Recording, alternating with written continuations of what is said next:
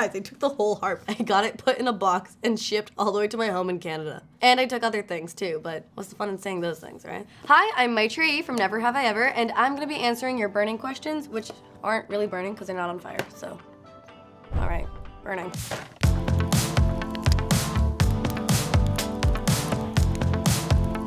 What was filming the first season of Never Have I Ever like compared to the last season? I didn't know anything in the first season. I didn't know what a mark was. I didn't know shit. Compared to the last season, I definitely knew things. Honestly, I'm very proud of my 17-year-old self for being able to learn so quickly and adapt, just really like how much effort she put into wanting to do the best job possible. Because yeah, I feel very proud of myself. And I don't say I'm proud of myself enough, but I will say that I'm proud of myself for this. I did 40 episodes of a show in my first run, and it didn't get canceled. I'm kinda cool.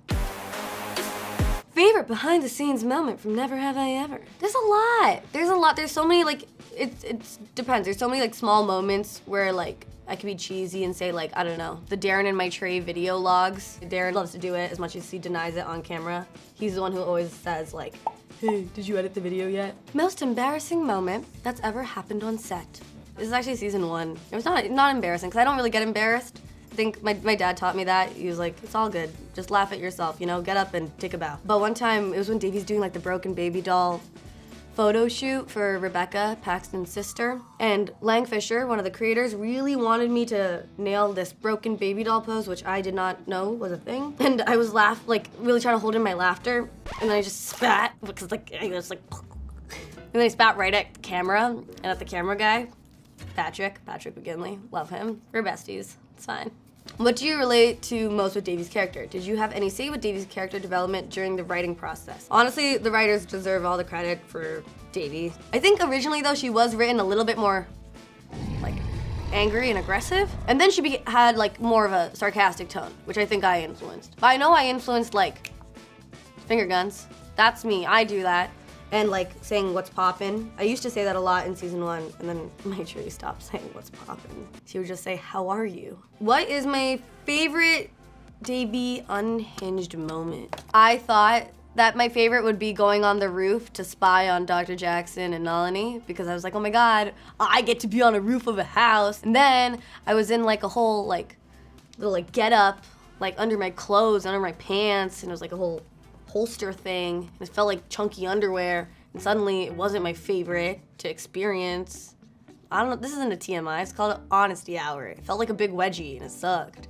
Favorite unhinged moment was apologizing to Anissa, because I got to be in a mascot costume and do a cool dance. But then, it was really hard not to laugh in Megan's face, because I love Megan so much, and she had this look of horror on her face, but I'm genuinely just so happy. It was so unhinged. Favorite rom-com trope, and most hated rom-com trope, yes! Ooh. I'm very passionate about rom-coms, and I feel like there should be more rom-coms for young adults because, okay, it's not a trope, but it's a pet peeve I have with young adult rom-coms, especially featuring like high schoolers or just like young adults, where the drama is so surface level and like they make the love seem like it's just like a high school fling or romance. It's not anything deep. And I think you can be young and be truly in love, okay? So we need more of that. That is my rant. My favorite trope though is best friends to lovers. What are your feelings about this being the last season?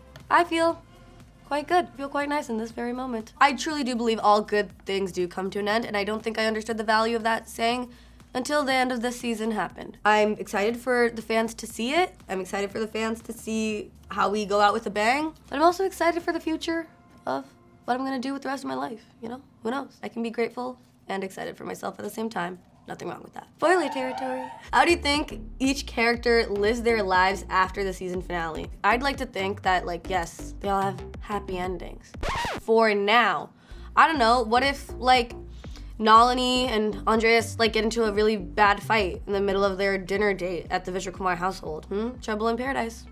Paxton could be in his library at ASU and then get a really bad grade back and he wants to drop out and like become a junkie. Or maybe Davey and Ben have a pregnancy scare. That would be intense. Anyways, I just think it like would add to the drama. Spoiler territory. Which relationship is your favorite? Eleanor and Trent. They are so funny. Ramona kills it. Ben kills it. Ben Norris. As soon as that was like hinted at in season 2, when he says you're a star, I want someone to tell me I'm a star. Like, that's so cute. Did you take anything from set of Never Have I Ever? Yeah, I took the whole harp. Guys, I took the whole harp. I got it put in a box and shipped all the way to my home in Canada. And I took other things too, but what's the fun in saying those things, right? What is your hot take about the show? Okay, maybe this is the Canadian in me speaking. It makes no sense that Davy didn't get into any college at all. Like, there had to be like one acceptance in there, right? Like, Jaren was saying something to me about like how it's like all Ivies and all of that. I don't know, man. And I mean, hey, I always respect the writers, but if that is legitimate, then maybe we should assess how we do post-secondary systems. Yeah, those little privatized institutions, maybe they're a little whack. Think about that. Maybe not a hot take.